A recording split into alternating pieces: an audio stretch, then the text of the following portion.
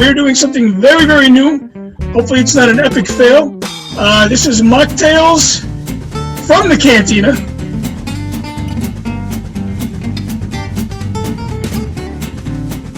My first guest, he's been in all my projects except for one, Walkers Among Us, which focused on the Walking Dead fandom. But his brother contributed a lot of the awesome music to the film score, so there's a lot of Hynes blood still in that. Since we are in the Cantina, let me just pop open my drink. There you go.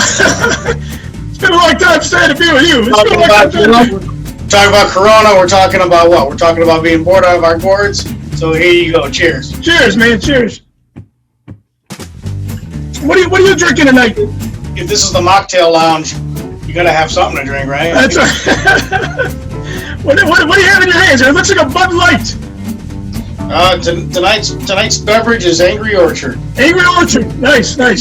I'm drinking an old fashioned with Bullet bourbon in there. It's my first drink of the evening and probably my last, believe it or not. Was that a craft project? Looks like you dipped your glass in candle wax there. You know what? I got this at the Cubs convention years ago. It was a Maker's Mark promo, and Maker's Mark always has the wax tops. Yeah. So they had this. There's a Cubs logo. Sorry to burn your eyes there. I thought that might have been a quarantine craft. No, it would have been a good idea. Actually, it would have been a good idea. But I got this a couple years ago. Speaking about the coronavirus and being in quarantine and all that, what's the one word that comes to mind for you when this pandemic hit? What's the one word that you would use to describe the current state of affairs? Crazy.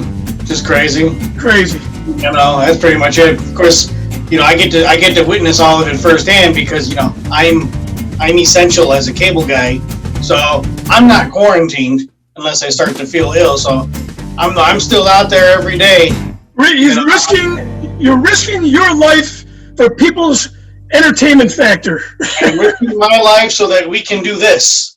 You know, so that people Exactly. can do their internet and TV and do their streaming and watch their Tiger King and everything else. When you install the cable, if you get a chance to come face to face with anybody, obviously 6 feet away, you should always say, hey, if you have Amazon Prime, I'm in a show called The Real Fans of the Saga. It's funny you should say that because I actually was hooking up somebody's install and they specifically wanted me to help them hook up their Amazon Fire Stick. You know, and I just happened to ask them, hey, do you have Amazon Prime? Because I knew they were, and the only reason I brought it up was because they had some Star Wars stuff on display at their house, and I knew they were Star Wars fans. Perfect. So I was like, hey, let me show you something. If you want to watch your cable guy act a fool, watch this show. Right. You know, that's another reason why I wanted to do something like this. Obviously, you're our first guest. We hope to do this at least once a week, maybe more. It's inspired by, you know, just kind of coming together this way because we can't come together any other way. And obviously, people that follow the show might be interested on what we're up to now, because obviously the episodes do not take place during this time, and we can't film during this time. So this is a little bit of a reality-style TV, you know, update, if you will. I figured since we don't know what's going to happen with this year's celebration, it's sort of the anniversary of Celebration Chicago. I figured I'd wear my matchup Celebration Chicago shirt. You know, there's the Cubs with all the Mandos of the Midway on here: Bears, Sox, Cubs, Blackhawks. What is the one favorite costume of yours? You own it, or somebody else has it? You can only actually give me just one, like your top ultimate favorite Mando. My favorite Mando is Batmando. Batmando. Yep, that one's the most elaborate one to put on. It's got all the most gadgets on it, and it's probably the most cumbersome to wear. But that one was my favorite because, you know, besides Star Wars, also big on Batman. For those of you at home wondering what I'm talking about, I'm Batman. They know, and a lot of fans, that follow the show, they obviously recognize that because that's what we use for your buffer on the show. Yeah, that's and true. Obviously you picked that because it being your favorite one. And that is why I'm wearing it in the intro. Yes. What would you say is the first thing you're going to do when they lift the stay-at-home order? Probably go to a restaurant, which is kind of weird to say. No, I'm going to the comic book store. I'm getting my Star Wars, getting all my stuff, my Star Wars comics that I haven't been able to get. In particular, they just launched a Bounty Hunters title featuring Boba Fett. I got issue number 1, and issue number 2 was supposed to come out the next week, and that's when the stay-at-home order hit. Oh man, that's crazy. And obviously, comic book stores, they should be essential, but they're not. Well, it was funny because I asked them when I was picking up, the day I was picking up issue number 1 of the Bounty Hunters, was the day the Illinois governor put the stay-at-home order in at 6 o'clock that day. And so I was picking up my comics, and I'm like, "So are you guys shutting down? Is that shutting down after this?" And they're like, "Yeah, we're not essential." And I thought about it for a second. I'm like, "Well, you know what? That's a matter of opinion from a certain point of view if you think about it." So it's kind of like if you're going to be stuck at home, you're going to want to do something. So I would think being able to go get something to read would be essential in a sense. Yeah. Even if it's curbside pickup. Entertainment, right? I mean, entertainment is essential, Exactly. Who is your favorite Mandalorian? Boba Fett. Boba Fett. Classic Boba Fett. Classic Boba Fett. Because that's where it starts. That's where it starts. That's where that costume originates. That's where everything Mandalorian stems from in the Star Wars universe. I mean, you could, the Uber fan's going to be like, well, no, if you look at the canon history, blah, blah, blah, blah, that doesn't matter. None of that would exist without Boba Fett. They wouldn't have expanded that character's costume into other things if it wasn't for Boba Fett. Everything starts with Boba Fett. That's like, I find it interesting when people talk about like things like the prequels and the sequels, or with Rogue One. I was just going to get to being better than anything with the original trilogy, and my response is always the same. You can't have any of that without right. I can see your point of view. I know you always give me a hard time for saying Rogue One is the best Star Wars film made because it would not exist without the originals, and I feel strongly about that with music. Stevie Ray Vaughan would not have existed without Jimi Hendrix, and you really can't say. You could say that he might have. Some people might say that he did it better, but if you take Hendrix away, you wouldn't have a Stevie Ray Vaughan, or like Robin Trower was actually before Stevie Ray, and he had the sound, and Yeah, I always say you got to respect your elders and know your roots. You do. Yeah, respect your elders and know your roots. For sure. What do you miss most about normalcy? I guess it's kind of weird. I'm almost enjoying a little bit of this shut-in or the stay-at-home order, because when I'm out and about doing my job during the day, it's a lot more peaceful out and a lot less hectic because there's less people out. I'm kind of digging it because and I'm also noticing that the sky is a lot clearer. I can see the Sears Tower on more days than I used to be able to from way out here in Naperville. Less air pollution. Less air pollution, but I guess as far as what do I miss, I would just have to say just being able to get up and go to a convention or a conference or just a concert. Probably more of the entertainment side of things, because there's already been a couple of conventions and concerts that we were supposed to go to that got either postponed, canceled, or rescheduled. What are you doing differently, like from your day-to-day routine? Well, I have to be more careful because I am still out there. So every day. Yeah, as a cable guy, and my company's been pretty good at supplying me with masks and rubber gloves and shoe covers and alcohol wipes and anything that I need, hand sanitizer and stuff like that. So, and then like when I call my customers, I gotta let them know, if I have to come inside the house, we have to keep our distance or be in a different room, or because I'll be coming in with the mask and the gloves and all that stuff. So yeah, that's probably the biggest change. Would you say it's more of an inconvenience or more of a peace of mind kind of thing? It's more of an inconvenience. It's a little bit of both, but it's more of an inconvenience. Yeah, for sure, for sure. Yeah, and unfortunately, I think a lot of us are being inconvenienced by this in one shape or another, one way or another. Yeah. Do you think that this is a hoax? I know a lot of people, not a lot of people, but some people think this is a hoax, and I personally think they're crazy, because you tell that to the people of Italy, New York, DC, California, Chicago. I'll tell you what, this is the deadliest hoax I've ever seen. Yeah, right.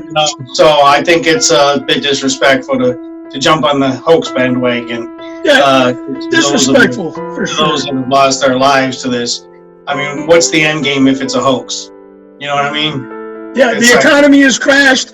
People have lost their jobs. Some people have lost their jobs. The restaurant business, you talked about going to restaurants. I mean, God forbid how many are going to be open by the time this is over, Right. Now, there's even conspiracy theories that try to blame, 5G is causing the coronavirus. It's like, no, 5G isn't causing coronavirus. We don't have enough time to get into why it's right. What would you say your vice is? My vice is, I guess, drinking and distracting myself with baseball and my Star Wars collection. What do you think your vice would be? Probably my Star Wars collection. It's like granted, don't get me wrong, I buy way less than I ever used to. But some of the things I get now have a higher price point. So I don't know if it's making up for the quantity that I don't buy, but yeah.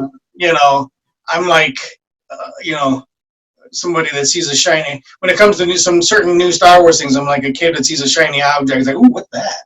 Ooh, right. Are you buying anything during quarantine time? So far, no. I haven't. I've been trying to. Well, since we really don't know how long it's going to last, and we don't know how long it's going to go. I've been trying to save some money. The one thing that I did pre-order some Empire 40th anniversary stuff, but that's about it. Yeah. Okay. Changing gears. What do you miss most about Bo? Oh, you're gonna hit me with that one, aren't you? Put you right in the face of that. Oh wow, you gotta warn me before you hit me with that one, man. Hang on a second. I gotta Bo. Cheers to Bo. Cheers to Bo. Cheers to Bo. I miss being able to just to have a discussion about whatever with him. I miss being able to just send him a text message and say, "Hey, buddy, what you up to?"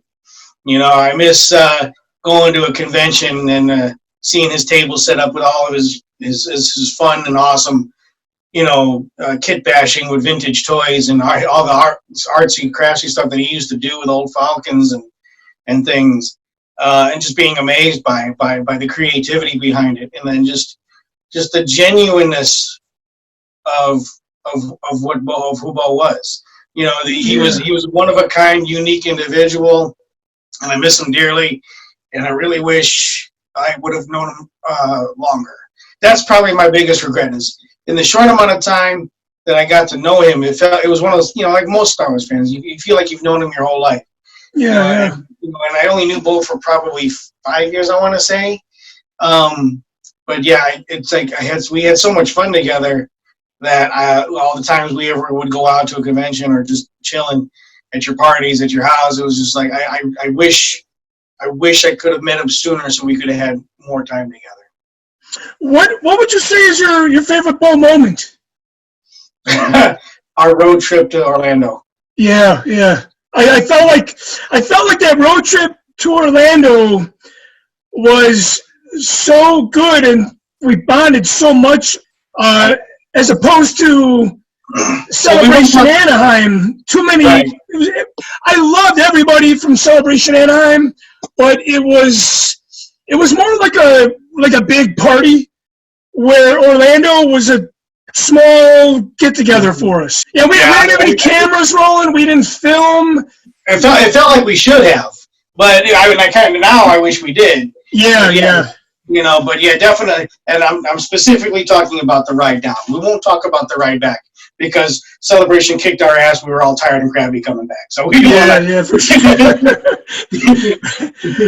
What is your favorite moment of Bo on screen for the real fans of the saga?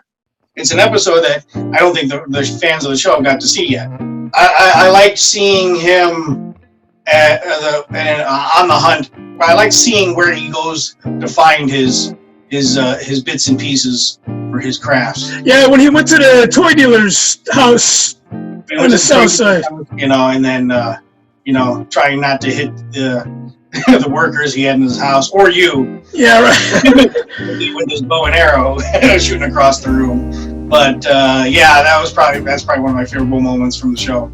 Yeah, you know what? I had a friend that told me that he never knew Bo. He said that he did not meet Bo in person, but when he watched the real fans, he felt like he knew him. Like you were just saying that he was a very down-earth, genuine person, and I was very fortunate enough that we have the footage that we have of him, and that I was able to capture the real essence of who he is.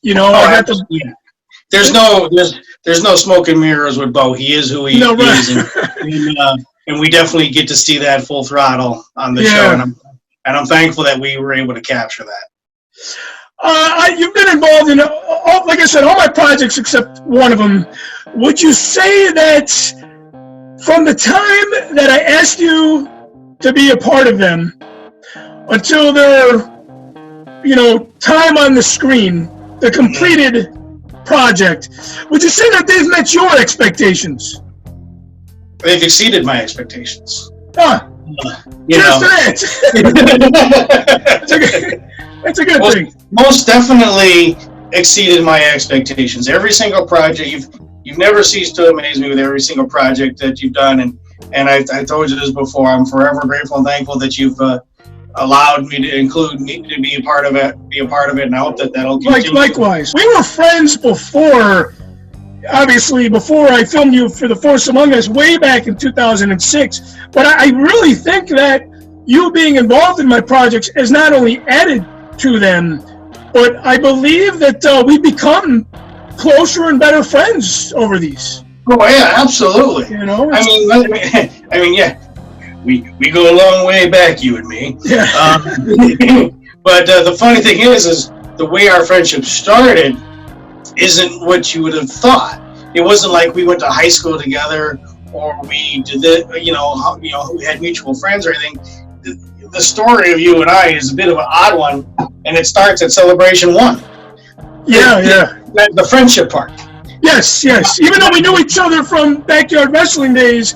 Well, here's the thing. I didn't know you from backyard wrestling days. I didn't know who you were. I mean, we were both in backyard wrestling, but I was not aware of you or who you are, or who your character was, and until you stopped me in the middle of the Denver airport as I'm coming off the plane going to Celebration. And you're like, "Hey, aren't you from the Backyard Wrestling Federation?" I'm like, "Are you joking? What is this? Are you kidding?" And you know what? Too? That was like 9 years before that time, 9 years. We're not talking like as it was going. This is almost a 10-year span between when we were doing this on public access Westmont, Illinois television, to Celebration 1. And so, yeah, it was a bit of a trip to get. I remember my wife's like, "I can't take you anywhere. You always get recognized by somebody." That's a good thing.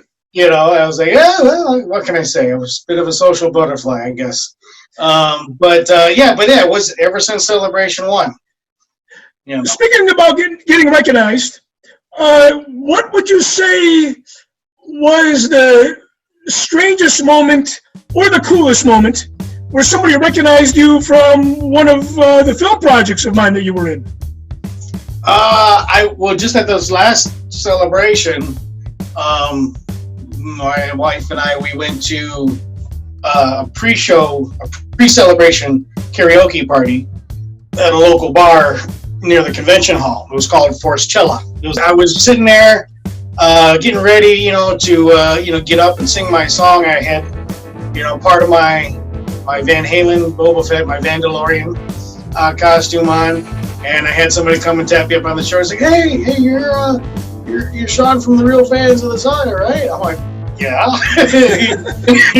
He's like, "I got my DVDs and I'm a big fan of Chris and stuff. I got my DVDs of Force Among Us and Force Within the card. Would you sign them for me?" I'm like, "Sure." And then of course he asked, if you were around. I says, "Well, he's around, but he's not here." I says, "He'll be." So I think he eventually did find you. Has Star Wars ever made you cry? And Star Wars as far as screen time, Well, as never when I was a kid watching it, because I was just enjoying the entertainment for the entertainment factor of it. As an adult, I guess I'm becoming more of an emotional basket case with certain things that trigger me. I can't explain it. I don't know why. It just hits me. Hormones. Yeah, it just right. Yeah, and I would probably say like most people my age when they first dropped the Force Awakens trailer, and at the very end when you hear Chewie, "We're home." Chewie, we're home. And it's like, oh my God! Yeah, right. Waterfalls. It's Han and Chewie on the Falcon again. Oh my God! And then of course the scene where Han gets his comeuppance from his boy. That was a rough one. And then most recently, a lot of people want to talk about, like in Rise of Skywalker, either Kylo Ren or Leia. But for me, what set me off was when Chewie finds out about Leia and just loses it.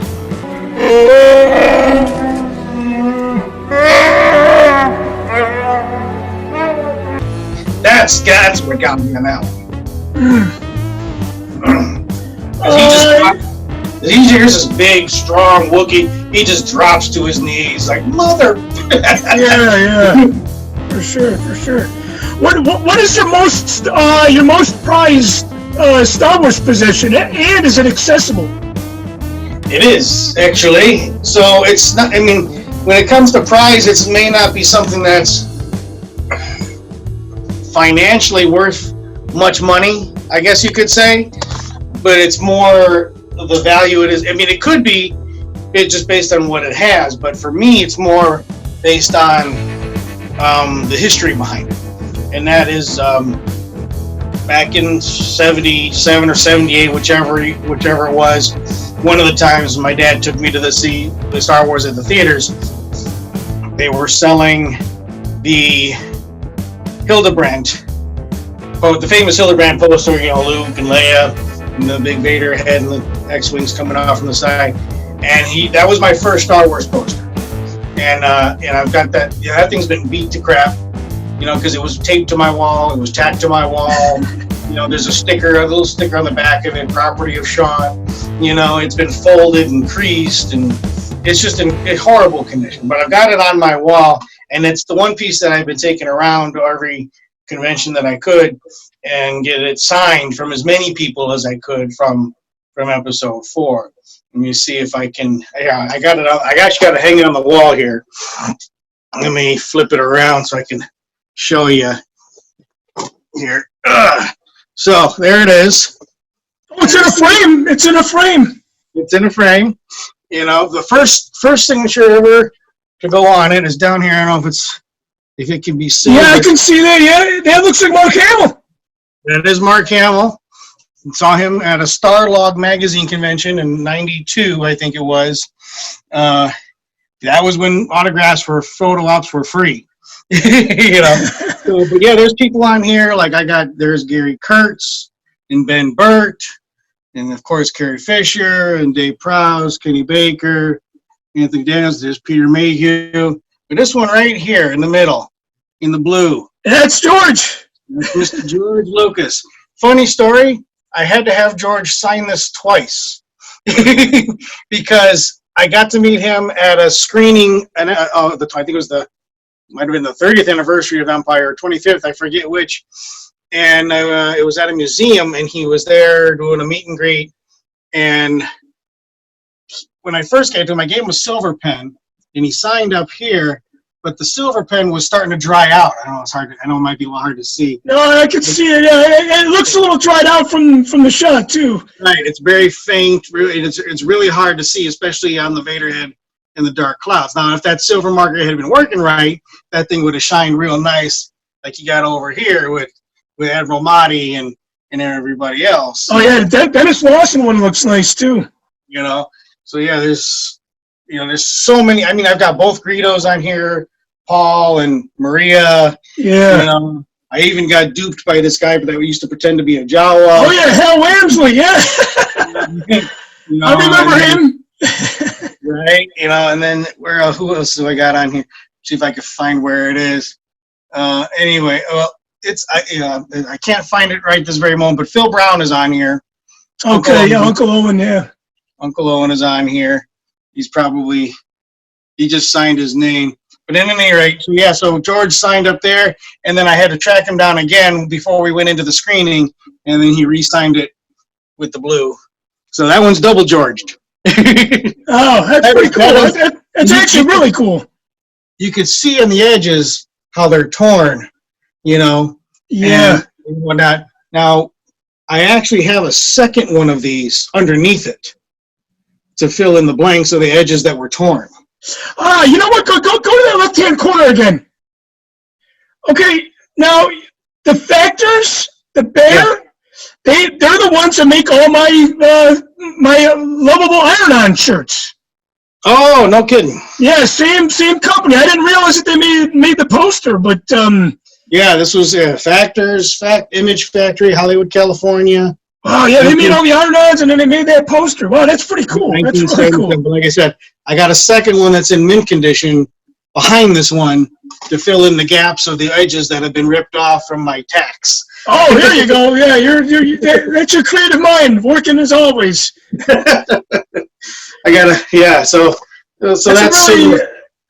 that's a really cool piece. Thank you. Now, kind of changing gears again. Is there a part in the Real Fans that you wish of yourself did not make the final cut? That I wish did not make the final cut? Yes. Did I humiliate you at all? Where you're like, oh my god, I can't believe that son of a bitch. I'm not sure if we got to that episode yet. Okay, that's good.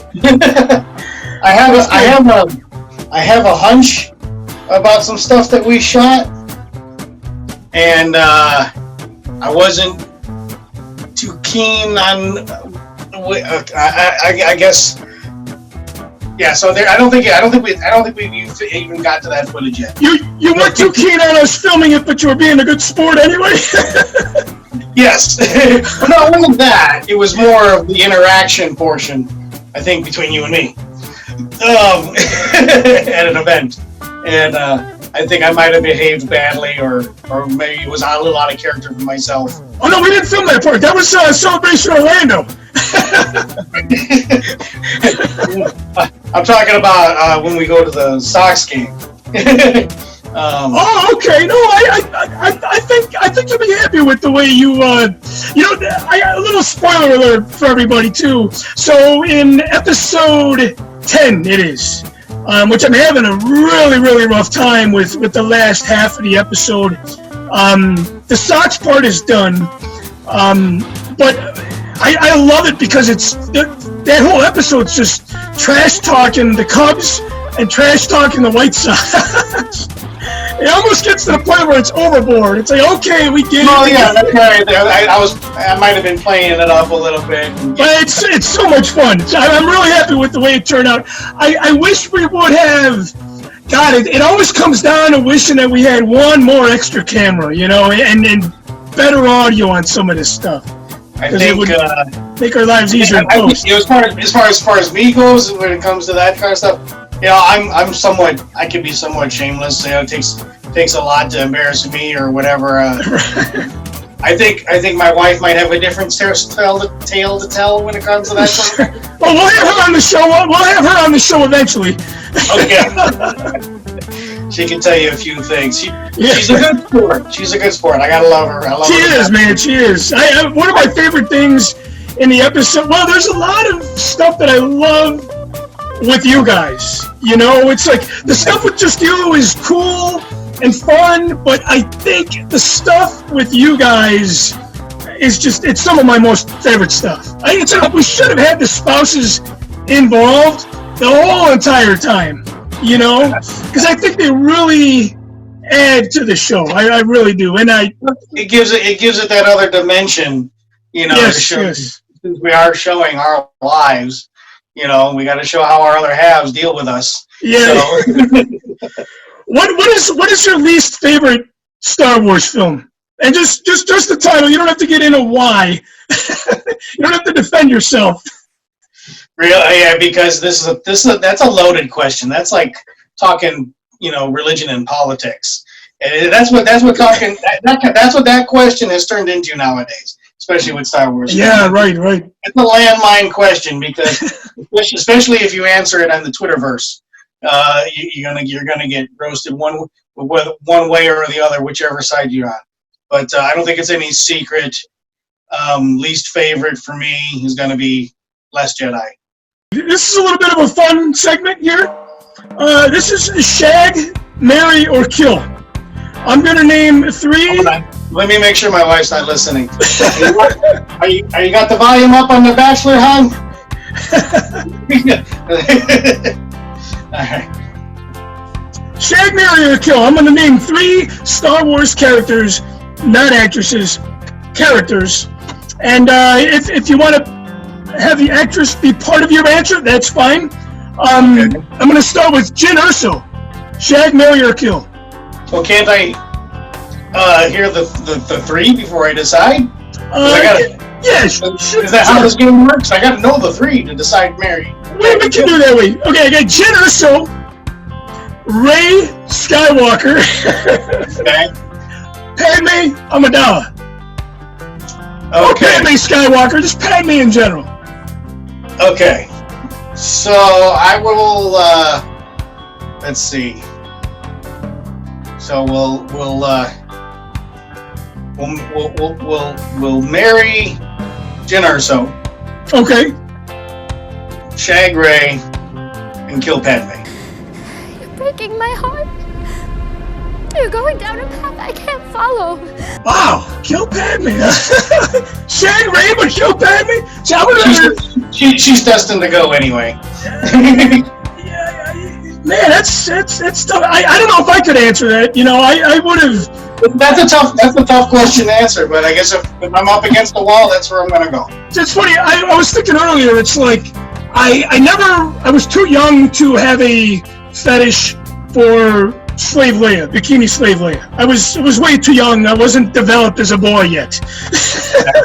And I always thought of Princess Leia as more of a family member. I think she resembles my aunt, and I'm like, she reminds me of my sister a little bit. I don't have a sexual desire for Princess Leia, and I feel that way about Jyn Erso a little bit. It's like I would probably marry Jyn, shag Padme, and probably kill Rey. You know, that's just the reverse on my 2 and 3 there. Would you rather watch The Last Jedi or Attack of the Clones? Attack of the Clones. Attack of the Clones, okay. Attack of the Clones is no brainer. And you not know why? Django. Oh, because of Mandos. Mandos, yes. Mandos. Sean loves Mandalorians more than the ladies of Star Wars. How does that make you feel? It bothers me. I would rather watch The Last Jedi than Attack of the Clones myself. I don't know. So I know there's the reasons why people don't like Attack of the Clones. For me, I love Jango Fett.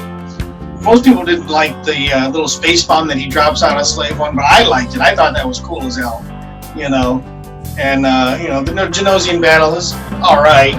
You know, could have been better, you know. But other than that, it came between those two.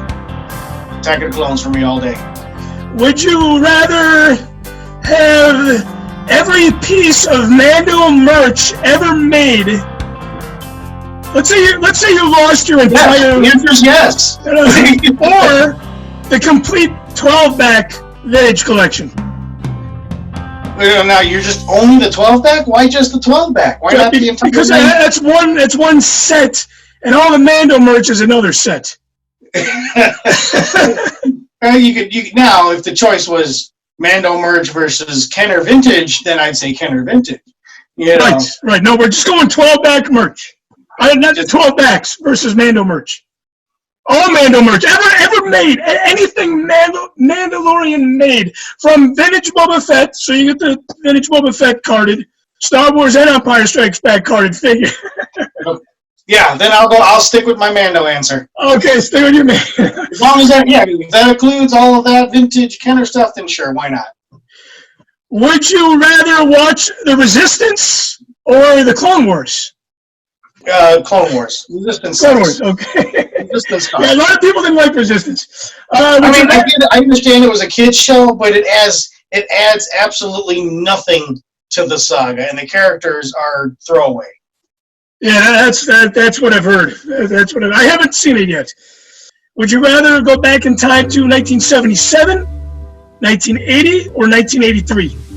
Wow, that's a good one. I guess. See it. Oh man.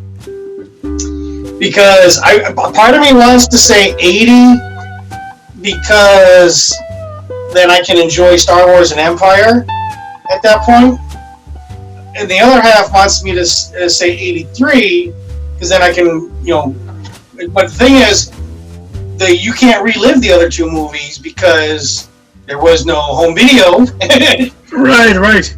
Unless you had the laser discs, I guess you could say. But, oh God, that's a tough question. That is a tough question. Just to relive and come back, 1 year. 1 year, yeah. I'll go 80, because I think that's when I was at the Good choice. The most innocent, the most fun. Top favorite moment of all the Star Wars films. You can only name one. The lightsaber battle from Empire Strikes Back. Okay, that was a fast answer. That was good. Lightsaber battle from Empire between Darth and Luke, obviously. Right. I love if you were to just splice together all the scenes of just that lightsaber battle, I love the way it plays out.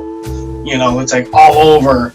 The Cloud City, it's just like Luke's doing his best to keep up, but he's still getting his butt kicked. Yeah, right.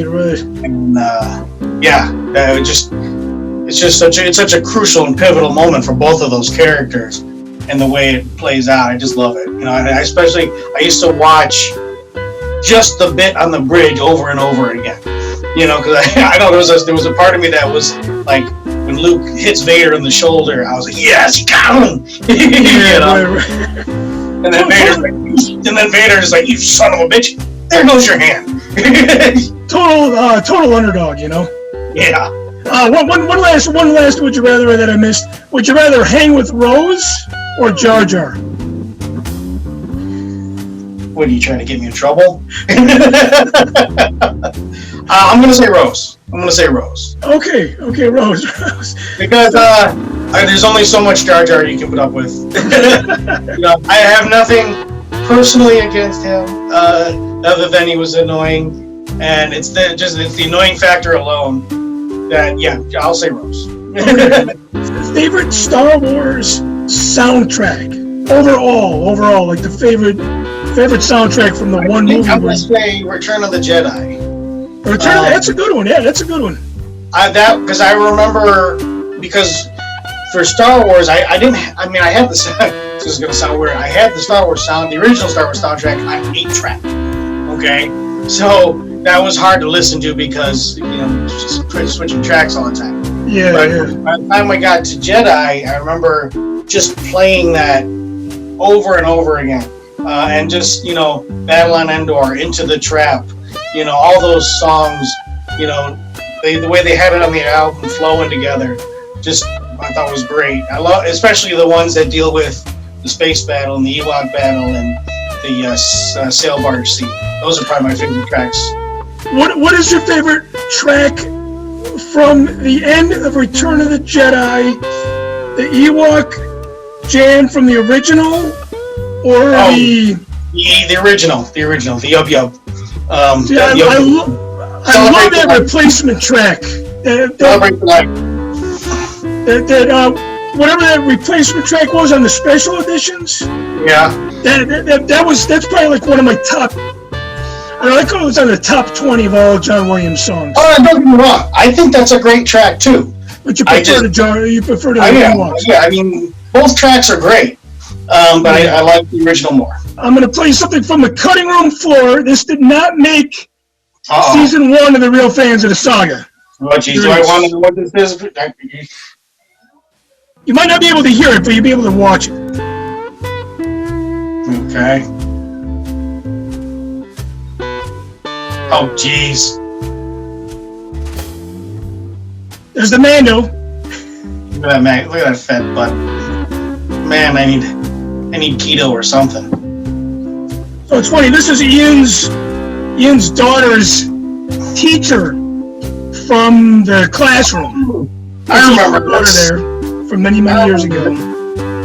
Oh, this didn't make the cut. Aw. No, this is not going to make the cut.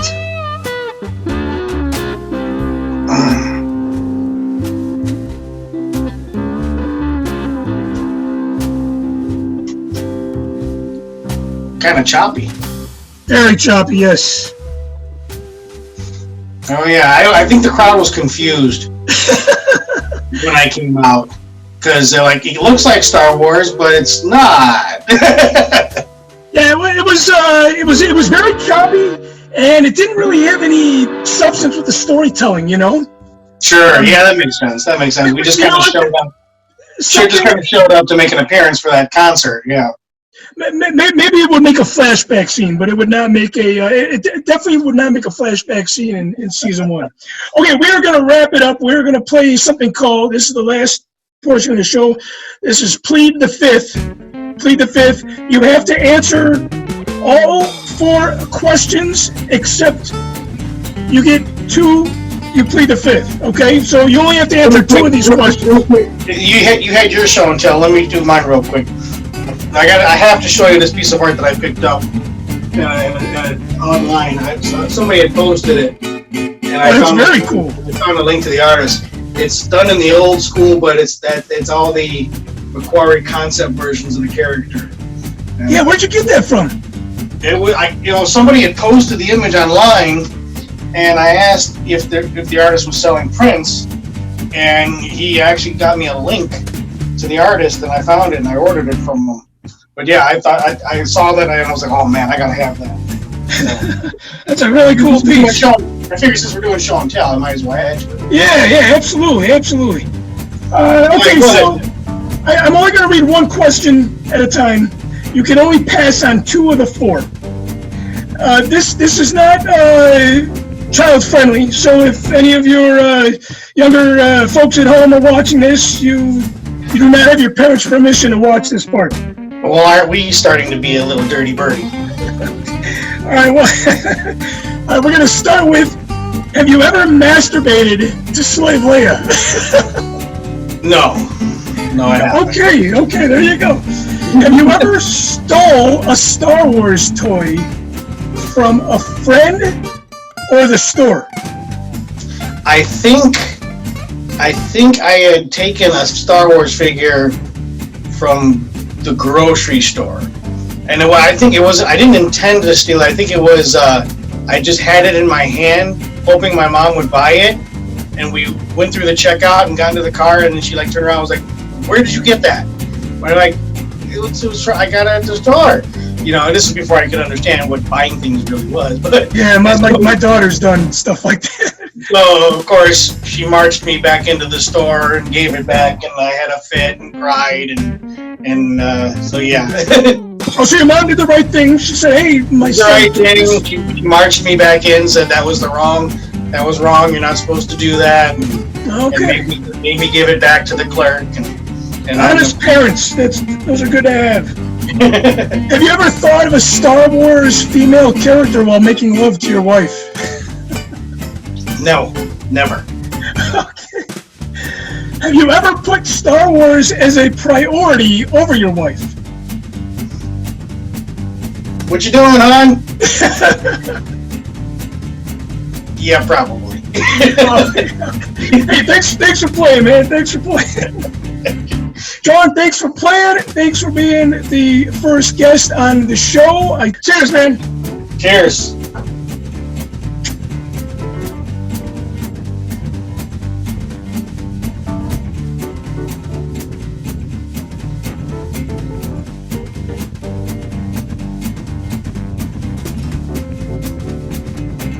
You can take Star Wars with you. It goes wherever you go.